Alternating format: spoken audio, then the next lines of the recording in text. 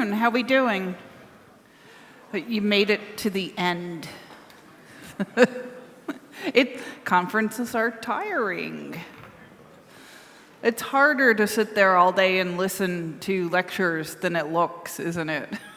Much harder. So I'm Rachel, and welcome to Around the World in a Session. We'll talk about globalizing and localizing software, and I'll show some examples in ASP.NET Core of localized software. So I like to tell folks when they start on a project to design with the world in mind. So if you're creating a website or an app, you probably want that exposed in many markets. Some apps are local, very local, but even if they are, you still may have a mix of cultures in that area that is not just one like monoculture somewhere. So whether the software is intended to reach a global audience or it's a little bit smaller, you still have to consider your users very much. So that's why we have to think world-first software. Also, I like to tell folks this kind of dovetails in with globalization. Is accessibility is something else to also consider. All of the varied users that would use your software. So a lot more than just simply building software. Right? And those concepts complement each other. So we'll start with, as far as globalized software goes, there's a concept called internationalization, and it is like it sounds. It's planning and implementing products and services so they can be adapted anywhere that you need to adapt them. So I can adapt them to people in France, Canada, Kenya, China, wherever that I'm going to run this software, and wherever this software will have a presence. First thing we need to do before we write a single line of code is the not very fun stuff. So I'll get that out of the way. And that's the legal considerations. If you're going to write and run software in various locales, there's a lot of laws that you can break in those places, and it could get your software kicked off of those servers or your app taken from the app store in that market. So those kind of things can happen. There's a whole bunch of websites in the US that if you try to access them from anywhere in the European Union, they break the GDPR violations. So they just tells you, nope, not available in your region. And some of these are very popular news sites, which you would expect news to want to be far-reaching, right? So you could see news anywhere. But no, they just said, oh, too much of a pain for us. That'll cost money. Let's just check their IP address. If it's from the EU, we're putting up a message. Okay? Where they otherwise might have localized some of that content. And in this case, they're just blocking it out entirely because now the laws have changed. So security is a big deal.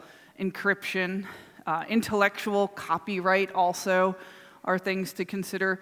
And when I say for us to consider them, I mean just to make sure that your lawyers at your company have actually gone through the work of making sure your app can go to market where you need it to, how end user licenses work, and anything particular to your program. For example, any French people here? So in France, documentation has to be in French. Okay, French people.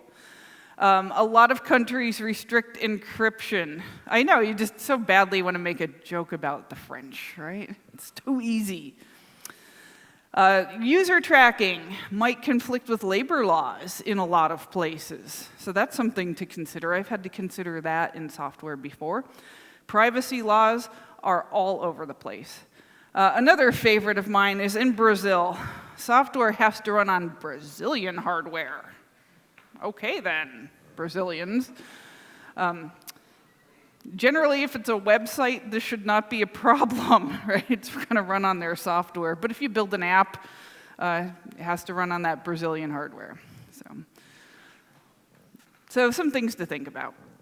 For globalizing, so some other considerations. We have many, many considerations and many things we need to do to prepare before we start writing the code. So there's a couple of ways to approach this. We can use culture-independent binaries. These would use settings from the OS. This is probably the best way to do it. You could store dates, times, and numbers in your native, all right? And then when you display them, you're going to pull them out and display them in whatever localized format you're working with. But all of those things you have to consider, right? Especially with dates, numbers, and currency are different everywhere, every country. So you need to use canonical date and time number formats for storing your data, retrieving it, serializing, deserializing, and calling APIs. So all of that back-end work.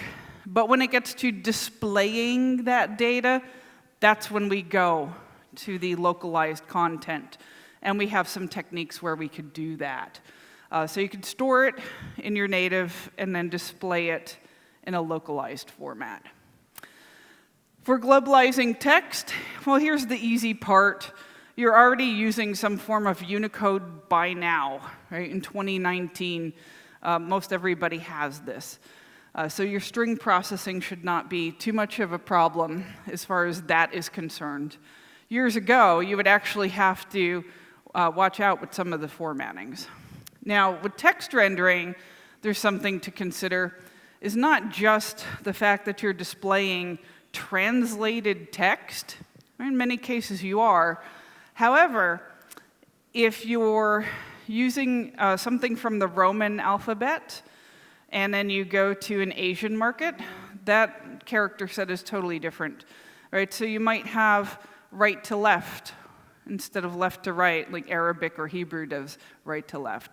Or, top down, or a different way of writing. So vertical writing, right, for Asian markets. So what we might need to do is adjust the UI accordingly for those text entries, where we might normally have it just one way for one certain alphabet. So if we're going to those markets, that's what we have to consider. Also considering the maximum length of text fields can be very short and very long. All right, so that happens as well with globalized text. So something else to consider. All right, quite a few things that we need to do there. For language, culture, and region, so your culture is that kind of general thing, that area where people tend to maintain a similar state.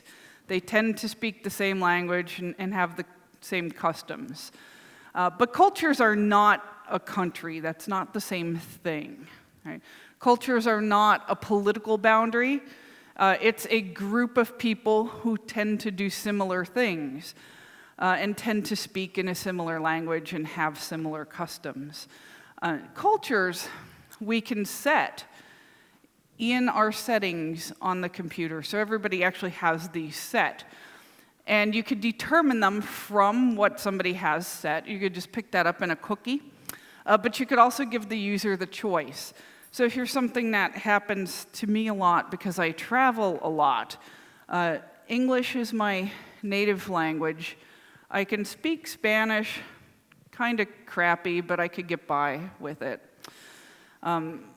And a little bit of German, like even worse.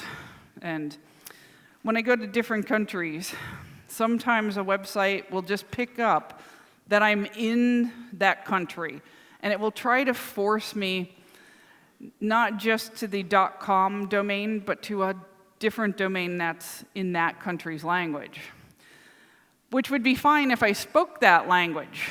But then you get to that page, this probably happens to many people here too. You get to that page and you're looking for something to click on to pick your language, and you can't find it because it's in the other language. This is difficult. So then you're going back to Google and you're trying to look and translate for yourself to see what the name of your language is in this other language so you can find it on the page. And it just takes a long time.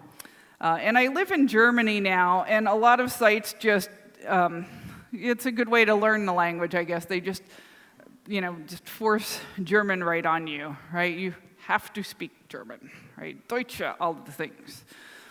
So at least I'm trying to learn German, so that should help there. But still, they have a lot of big words in German.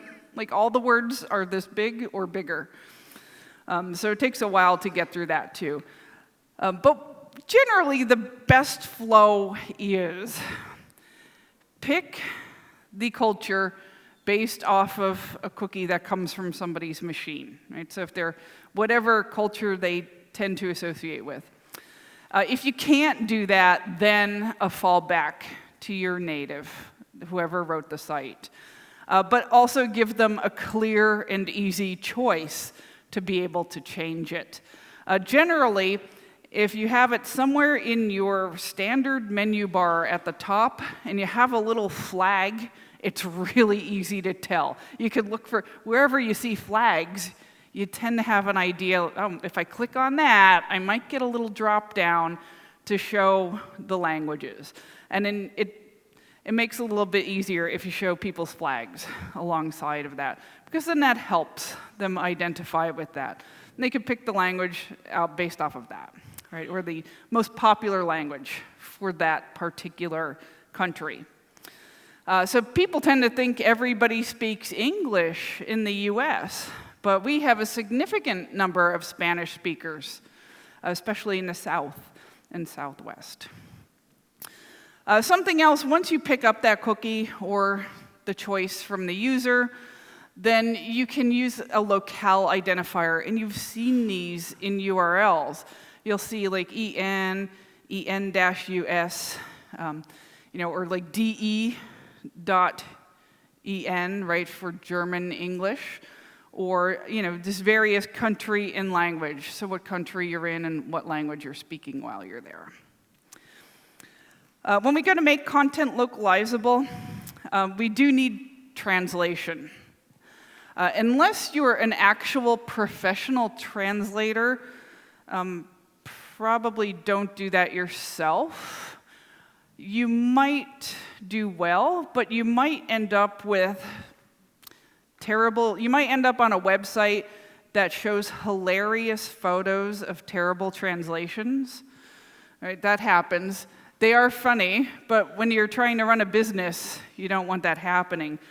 For example, Chevrolet is a popular car manufacturer in the US, and they made a big gaffe, right, a big mistake by naming one of their cars a Nova.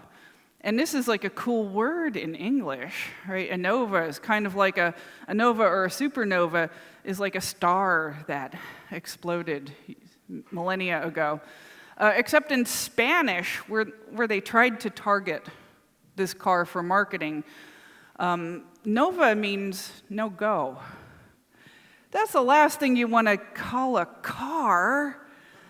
Like, no, it doesn't go. Yeah, okay. How about you make a new drink and call it tastes like crap? Like, it's the same thing. It just does. So, they thought this would be awesome. It wasn't. So, other issues with localizations that end up on those websites, even pictures. I'll show a slide with pictures later. But there's a baby food manufacturer in the US called Gerber, and they have these, actually delicious bottles of baby food, right?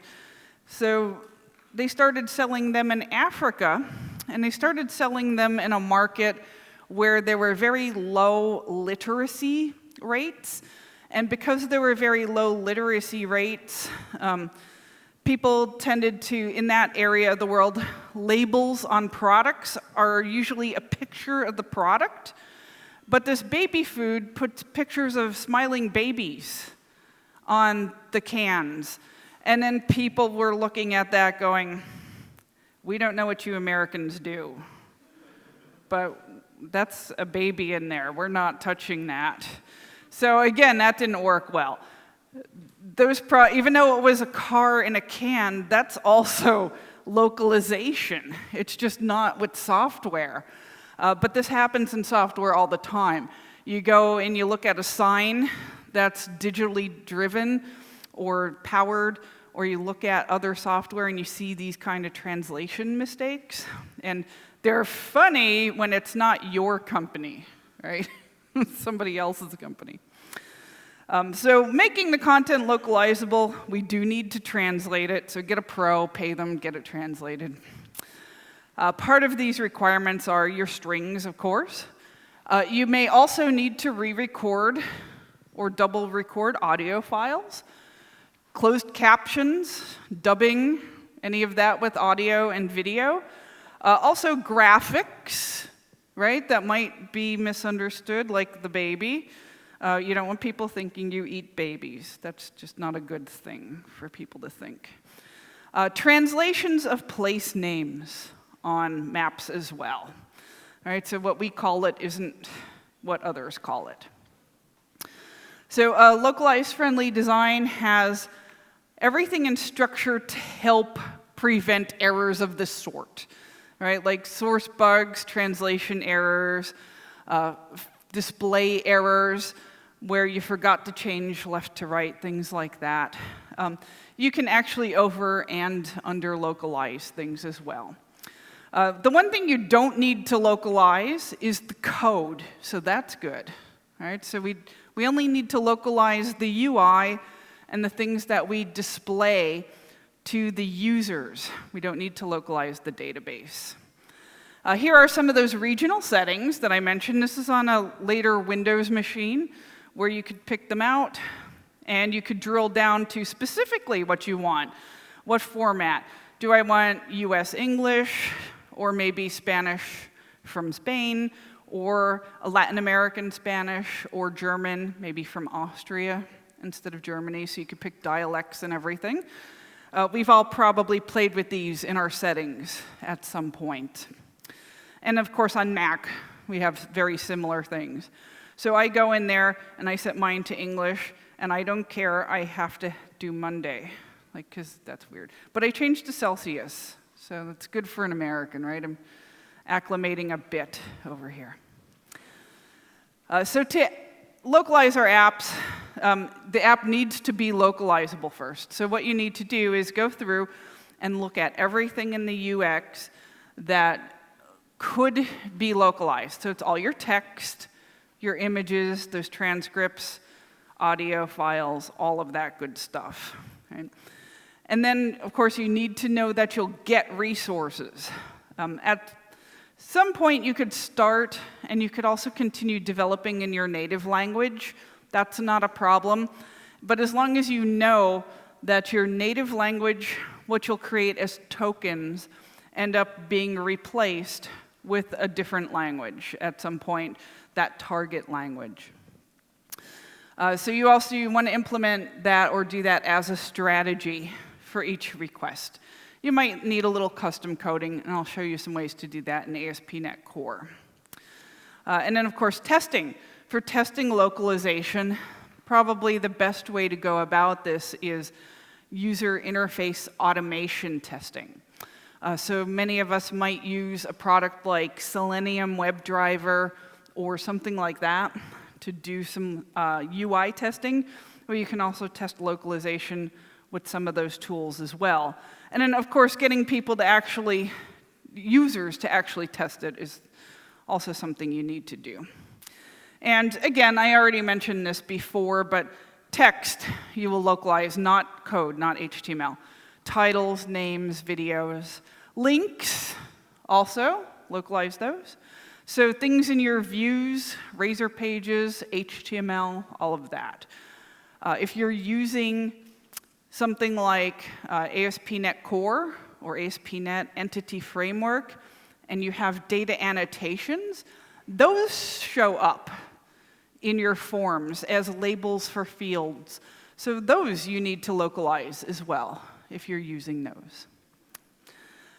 As far as media goes, here's where you might, A, want to check back with those lawyers again, and then B, check with maybe find a local professor or somebody who is a little bit more versed in cultural awareness. No matter how aware we try to be, sometimes you don't quite get it right. You'll have to research this. There are some things you should not use, like a wizard hat. Some folks don't find that very appropriate. Wizardry, for religious purposes. Also, what does that mean? A lot of people might consider it to mean knowledge, but a lot of people might consider it to mean magic. So if I wanted it to mean knowledge, maybe books instead. Books are a more standard indicator of knowledge, right? So if you had a library, don't use something like that, right? Like a hand. Just stay away from hand signals, because we all know there's a hand signal that's perfectly acceptable where you live, and other people see it and they faint because it's terribly inappropriate. And Italy has tons of hand signals, and I think all of them are offensive all the time, right? That's all they're doing is hand signaling terrible things at each other, right? So instead of maybe a hand, use a stop sign, right? Or something that's more indicative of stopping if you were to stop. A mailbox. This seems like it's kind of universal, but it's actually not. There are many countries that do not use mailboxes. Yeah, a lot of them don't. In parts of, say, India and in that, like northern India and that region, there are some very rural and remote areas where they don't even use addresses, right? They basically say, mail goes to this village, and then from the village, we would sort it by saying, well, these few pieces of post would go out to this farm, and then from there we know how to get to people. So some mail delivery systems are not as organized as, say, the US or Germany or parts of Europe. So a lot of places don't even have a mailbox. They don't get enough mail. However, if we're doing email, the letter does seem to be a bit more of a better symbol, because people do get letters even if it does not come to a mailbox. That's a little bit more universal, or as universal as you could get. And then again, like a hand signal, the OK symbol is not OK everywhere. That's only an OK symbol in some places. So that's just a few samples. These are actually directly from the Microsoft localization site that they have about symbols and graphics and iconography to use. So I just want to be aware of those before you start just putting any graphic anywhere. Another thing also, this just makes it easier for you. So if it's all right with you, you could do it, but it just might make coding a little harder. If you embed user interface elements into text, what happens is things like, too many people like hard-code a $ in there and stuff like that. And you can't do that because other people don't use dollars, right? They use euros or yen or something else. Or even sometimes like a drop-down, right? So if you embed elements, be cautious. The general advice is to not do it, but if you're very cautious and appropriate and you think about it first, of a different way to do it, you can. Actually, if you were to move that little $ out of there, it might make it more localizable, because you could localize that in a label. Also, for visual elements, there's a 35% rule, But I find when you get into languages like Arabic and Chinese, this kind of goes out the window. So this is more for Romanized or Cyrillic languages, right? So in English, I might have a button and it says, buy now. In French, right? Now you would have thought that would be for German, right? You expect German to be the big word, but no, they're more efficient in this case, right? But the text doesn't always fit. And then it looks like you just have terrible CSS, right? Which could actually be the case. In Spanish even, it overflows. So designers tend to say if you add 35% on to the button, then it should be okay. But I do find sometimes that does not always work, but it's a decent rule to start with. And then your UI testing should flush out whatever else, whatever shows up, like French here. So, also the same kind of thing. Coke wanted to localize for this little Share a Coke campaign they had, and things were great until they started getting like to Abdullah and a Bishkek and some of the longer names to put on a Coke bottle. So then it gets a little bit more difficult. Even some standard English names are a bit longer to fit on a small label. But you're thinking about the same kind of stuff when you're building the UI. Again, with localizing data, so in English, things like an ID, I don't need to localize that. That's just your ID, right? But the values of the fields, like bicycle, bicicleta in Spanish, the names of the fields I do not need to, right? So the word name, description, and price. But those particular values, yes, I would localize them, right? What we could do to localize is develop with your default locale. It's going to probably be your native language. And then we'll start wrapping in the strings and resources. Try to localize, if you try to localize before you have a user interface freeze, that's where it all happens. So you could cause some issues. So you just want to prep for it throughout development, but not actually doing the UI work until the end, because then it'll just be a little bit easier. And of course, you need change tracking, just like you do for other bugs, right? So if you have a bug tracker, localization issues go in there as well. Right? For URLs, you're probably familiar with these. You have choices. You could do a top-level domain like .com, .de, .ua. You could do a sub-level like en.de.ua.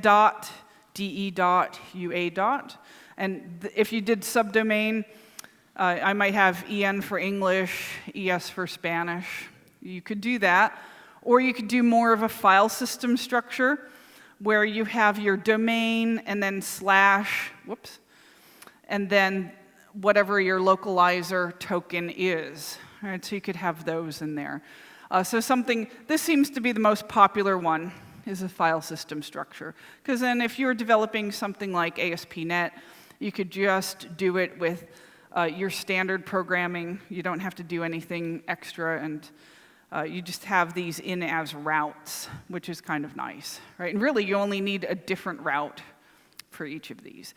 And there's a nice little link here. If you go to bit.ly lang codes, there's just a whole list of all the different language codes, ENUS, ESES, et cetera, et cetera. Okay. So let's take a look at the code for this if we want to localize something like an ASP.NET Core app. So here I have, I've opened up Rider. You could use, because I work at JetBrains, so you could use Visual Studio or any IDE. If I look here, it's your standard ASP.NET MVC setup. I have controllers, views, and models. All right, so if we're an ASP.NET developer, this should be familiar. There are a few extra things I have, though. I have a folder called Resources. And I can even break down resources for controllers, view models, and views. But if I look at these resources, I'll see a few things about them. And these are traditional resources. If you've been doing this in Microsoft world, these are basically the same things that we've had for a while. And I could take these and I could say, well, maybe I have a view, such as my view that does the layout. And I want to localize that into French. Well, here I could pick this views shared layout. And you could give it a nice patternized naming like this, views dot for views. And then if it's like a shared view or views in the home, or in this case, there's a node called book. All right, so any of your nodes. And then the actual page, about, hello. Here's other abouts. There's the layout, all right, so for the layout page. So you could name it something like that with that sort of a pattern. And then when you open it up, here's a bunch of comments in here, but basically the resources are good old XML. Oh yeah, people are like, whoa, I haven't used that in a while, right? Or you're maintaining apps and you're like, oh, more of that stuff, one of the two. But here is where I would find some of my strings, right, that I might use. And then a whole bunch of other stuff that gets generated as well. But there's some French. I don't know what it says, right? And also here is something that would go in a link, right, because I happen to know that's what goes in a link. But you could see it's the link for the about, right? And the word contact is contact, I guess, right? So here's a little bit of some French resources. So you would go and you would put your localized translations in these RESX files, the resource files. And if I look at some of the other ones, right, you'll see the same sort of thing. A lot of different XML that's telling me, you know, I do have these strings that I'm going to use. All right, and then what the strings are. So there's a bunch more French that will show up in the About page. Right? So I could have that. I could have my French. I could have other. This is just localized into French, but I could have whatever languages I want in here. And I could even break it down further by language and things like that. In this case, for the sample, everything was just kind of dumped into resources. So once I have my resource files, then I could start looking at some other things that I could work with. So one thing I'll need to do is I'll need to work with startup. And in startup, make that a little bigger, you could see here, I do need, if I'm working with MVC or ASP.NET Core or any of the more recent ASP.NET versions, there's a middleware situation in which we set up blocks of middleware that we want to use. And in this case, it's add localization. And here I tell it that's where my resources are. So you can actually put them in something called, you know, whatever you want, resources or, you know, languages, whatever you want to call it. All right, so here's my services, and I'm adding my resources. Then when I go to add MVC, which we would have this call in here if we're doing MVC anyway, then I come in here and say I need to add localization, and if I'm going to localize data annotations, do that too. All right, so those get added in there. And then from there, I just want to make sure, oh, I went past it. When I configure my services, that I do tell it to request localization options and what cultures I'm going to support. And in this case, it's just French and English. Right? So ENUS and then just all of French, right? French, France. And then which the default one would be. All right, so I could set all of that up here in my startup. All right, so that gives me all the information that I need. So now the framework knows we're going to localize. We can use resource files, and it can take those values out of there and replace them as needed. So once I have that set up, I'll catch up in the slides. You can see that project structure is mimicked in this project, right? I still have my controllers and views and models, but under resources, I might also break it down this way as well, or have some in the root. And I already mentioned the resource files and our middleware, right? So some more samples of that. Looks better in the editor. Now, when we go to implement localization, the objects we work with in code are the culture info. And from the culture info class, we get the current culture and the current user interface culture that we're using.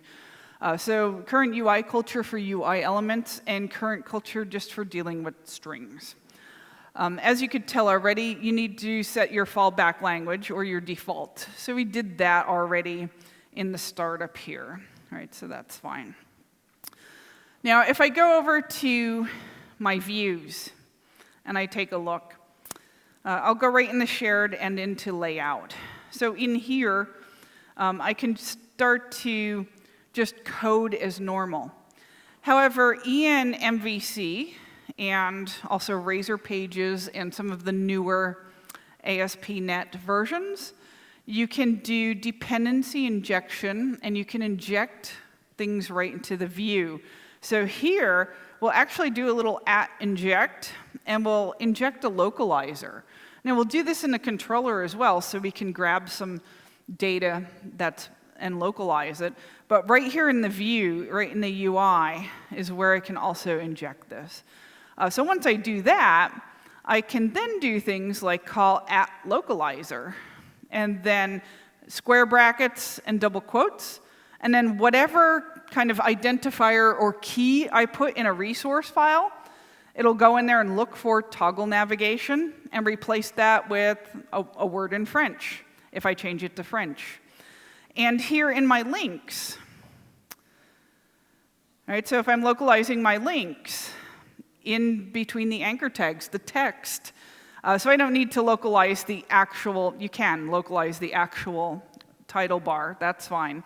But you at least have to localize the text that the link shows. And here I just do localizer, the home link, the about link, and the contact link. And those we saw in that little resource file. It had the different French words for those. Okay. So I can come in here and just do that, a nice little @localizer. Now, at some point, I actually have this site up and running. Now, this was left in English, that half of the page, just to show it in English. But here it's changed to French. Now, I had this set to French before. So when I ran this program again, it shows up in French. Now, I would not put this in the bottom right necessarily, but it's just a demo here. And I helped write this with the ASP NET team, and that's where they wanted it. So here, if I change to English, it should just automatically change everything. Right? And the same thing for French, if I go back to French. I like how Chrome wants to translate for me right away.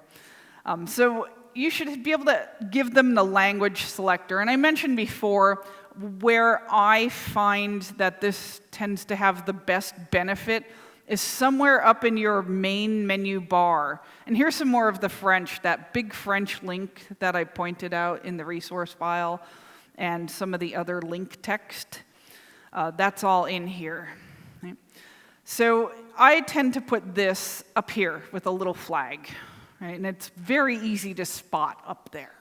A lot of folks put it, including the docs team at Microsoft. If you go to docs.microsoft.com and you look around up there, you'll see that, docs, not just doc. You'll see that you have to go to the bottom of the page to find the localization drop-downs. We'll come back to that when it loads, if it loads. Right? If Internet's going to let me have the page. But I like to put it up in the top, where it's very easy for people to be able to pick it out. It makes it a lot easier than fishing for it, because it's all about the user interface at that point. Okay, that little drop down is done in here. There's a bunch of ways you could do this. In this case, we just used a partial page, but you could use a tag helper or a tag helper component, a partial, like any kind of small user interface component if you're doing ASP.NET, or whatever language you're using usually has some kind of small UI components. You put it in there, that's fine. And here I could see I'm going to use my localizer and also options to request localization options. Right? And then in here I go and check and see what the culture is. Right? And then from here I go and see which cultures are supported. In this case, it's just French and English again. And then I'm grabbing a return URL. So in this case, it's doing a little bit of script processing in here, in a little script tag, to go and get some text for links. Then in here, it's just printing this out, right? The @localizer again. And it's looking for the one that actually says request the culture provider, so that when I change to French, it says that in French instead. And then here a little bit more in the label, right, where I'm localizing it to show the language.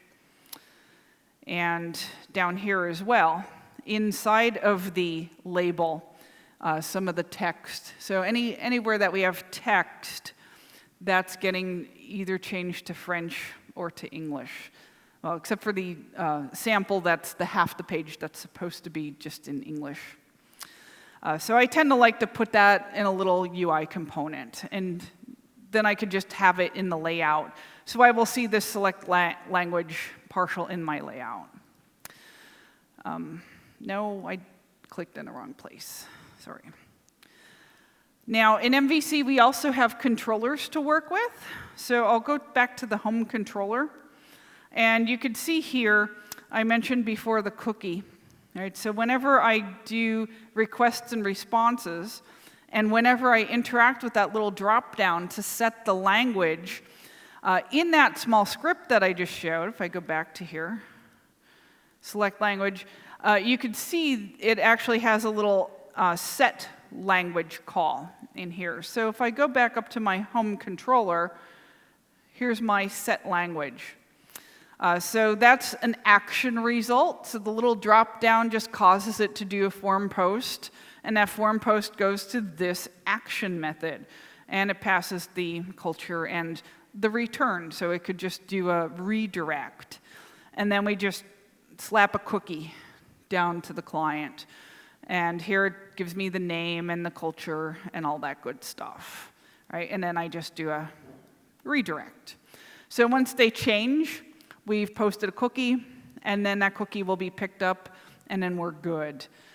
So you could also have other things like, setting culture, or here with my other action results, if I need to pass around things like view data.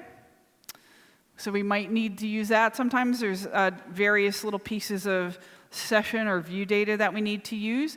I could do that by calling on that localizer. Now here, because I'm in a controller, you can see that the localizer is set up with dependency injection, so it just gets injected when this controller is instantiated from the framework.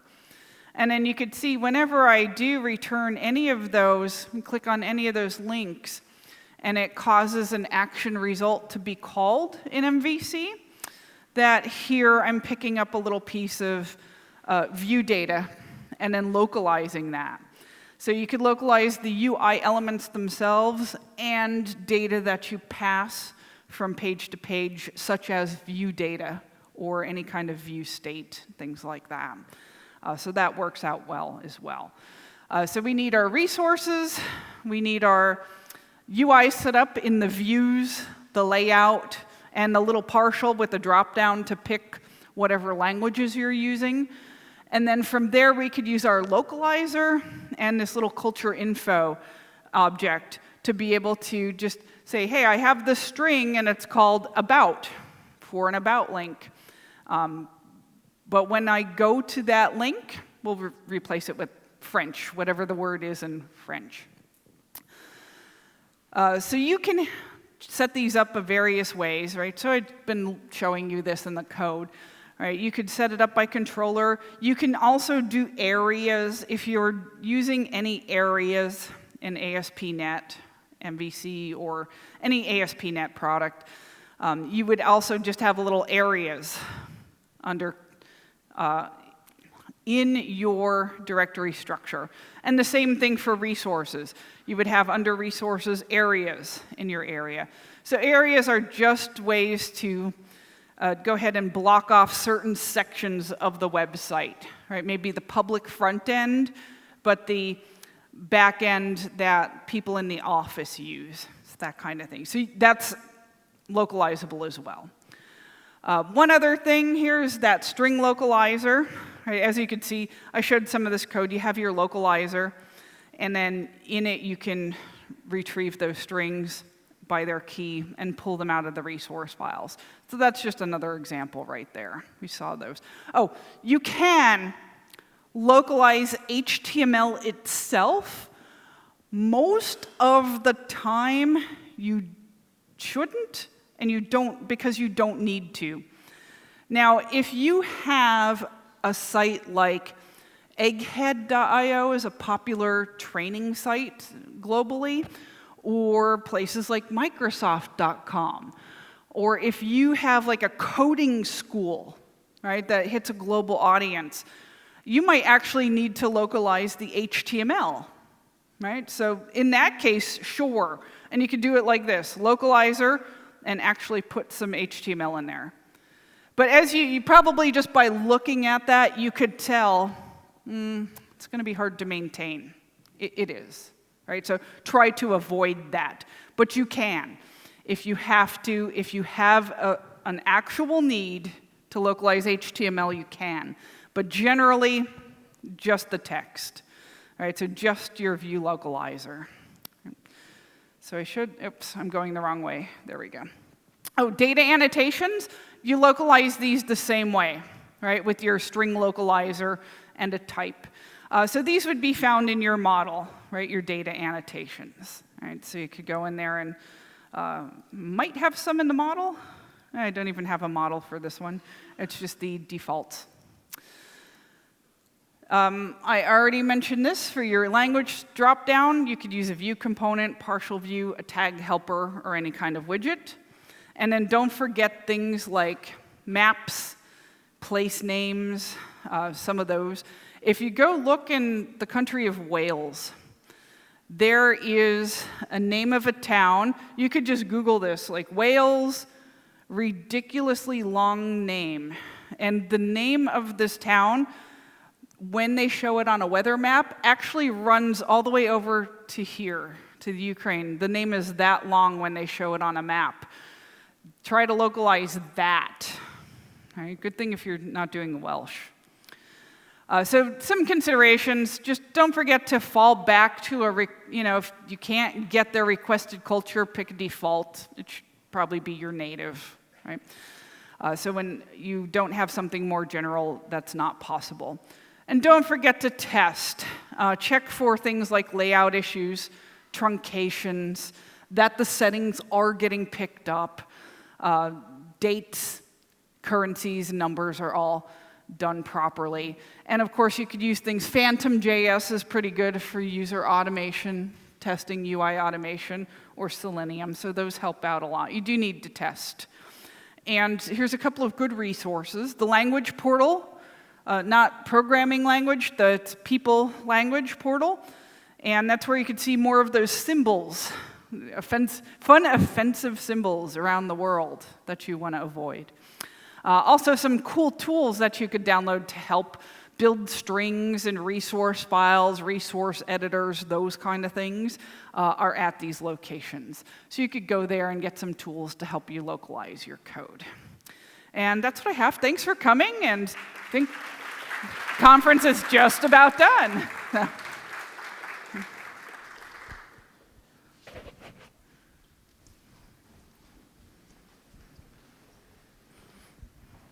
Thank you. I Thank have you. a very brief question. How do you propose to exchange translation materials with the localized groups with the localized counterparts? Like you have an application which works with like 30 languages, then you have resources like ResX files. How do you propose? How do you suggest to manage this back and forth process, because you have some new UI elements and you constantly need changes in that ResX files. So how do you exchange it with a huge multi-language group? So do you mean while you're developing, managing what's inside the resource files? We are constantly changing. Right. Well, our case is that we're a global team and we have applications and we constantly change something in the ResX files and we constantly change something on the backend, which is errors, like errors, information messages, and they should be aligned. Right. Like the backend and the front end, and we usually just make it like back and forth, and there. So you get me. Yeah. So making sure if you make the change in fix a bug on the back end, that you fix the corresponding localization. That one's in many languages, and then you push it there, and they take it to a Google Doc, so translated something like there. So just okay, so you come up with the hard question right away. So that one's a little trickier to do. So what you have to do is file the localization bugs. Like if somebody files a regular bug, make sure that either in that bug or you can actually do a separate issue depending on how the responsibilities on your team work. So fix the bug, and maybe in that bug say, as part of this bug fix, you need to fix this thing with localization and that thing in the resource file. Or you could open up a new bug and that's kind of linked back to that bug. So you should have some kind of way to link it and say, when you fix that, like this, that depends on this. You have to get them both done. But that's kind of a difficult, it's just a sticky thing that you're stuck doing. Yeah, that's fine. Yeah, because it's a little sticky what you're doing. I have a question. How localizations are applied in microservice architecture when we need translations in multiple services, as example? So when you say multiple services, do you just actually mean back-end services? Maybe some front-end components which are having different back-end services behind, and like it's not one monolith application on front-end, but it's also built from multiple micro components. And when we need to translate them, we need to have these translations in different services. How do we reuse them? Yeah, and some of these are like back-end, some are, so these services are all over the place and just different pieces of software that you're just trying to kind of connect and manage. Maybe. Is that more like it? Like in previous presentation, there was a suggestion that like front-end application also might be a monolith or split to microservices and split to small components, and every components require localization, and like or maybe there is question about deployment. If we store localization in resources, we need to deploy this front-end application, right, to change some localization, right? Or how is it managed in production?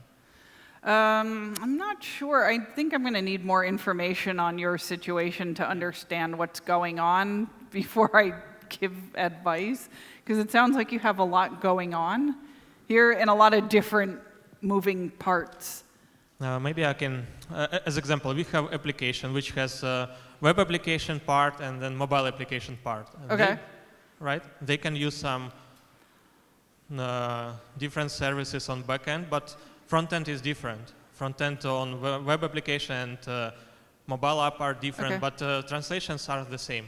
All right, so then you're trying to make sure what's in the web application and the mobile are localized the same? Is that what you're trying to do? Yeah, so in that case, you have two completely different user interfaces, right? Maybe different, maybe similar. Okay. So if there's some way you can share the resource files Yeah, I don't know what kind of, is it like iOS, Android, like various mobile, or is it Xamarin? I'm not sure what you're using.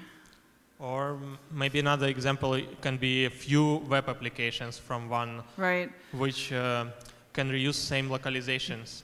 Yeah, if you can, just try to share the resource files across the different apps. But that might be dependent on the technology that you're using. Like I know if you use like an RESX, it won't just work with ASP.NET. It'll work with anything Microsoft. So if you're doing Xamarin, you should be able to pick them up in anything .NET framework, right? However, if you're using, I don't know, like maybe Kotlin for Android, I'm not sure if that language easily reads an RESX file. However, they are just XML files, right? So you can write a small framework to parse them, and I'm going to assume that frameworks for Android or iOS or other frameworks have some kind of reader to read localized strings out of some sort of resource, even if it's a slightly different format. So you might have to do something like that, right, if you can't easily share the resources. But if you try to store it in, the other alternative would be trying to store it in a database, right? But then you end up having multiple copies of the data in a database, and then you have the performance penalties and other penalties of trying to get data off of a disk and trying to keep that synchronized across the languages. And it's going to be difficult enough just trying to keep resources synchronized, depending on what platforms you're targeting. But if you can, just try to find something that would keep those RESXs, like just one set of those for the multiple UIs that you have, right? And then the API should just be by itself, right? That's just going to grab data and hand it over to the UI, and that's where the localization can happen. Right? Does that make kind of sense? I think that might help a little bit without knowing all the technical details of your scenario. I'm so sorry, but our time is gone. If you may, you can join Rachel later. And now I invite you to go to the fifth floor to go to the ending.